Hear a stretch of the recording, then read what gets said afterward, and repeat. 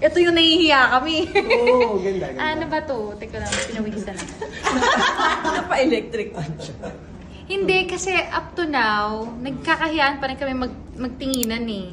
So pag tinitingnan niya, kapag sinasabi niya, ganda mo, bagay sa'yo yung ayos mo. Ako yung para akong kinikilig from the inside. Marami siyang ways na pinaparamdam sa akin na maganda ako. Pero yung sa mga simpleng ganun, na-appreciate ko kasi, syempre tinitingnan ka eh. Hindi siya mamuri sa'yo. Yes. O service. Service din siya. Ang love language niya is service. Pero, hindi niya rin nakakalimutan ng affirmation.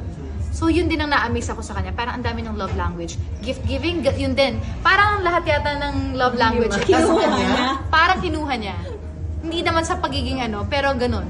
Parang depende sa kung ano yung kailangan ko. Yun yung inano. Pag nararamdaman niya kailangan ko ng affirmation, ibibigay niya affirmation. Ganun siya. Sana ulit ganun. Okay, follow up pa kayo. Ayun.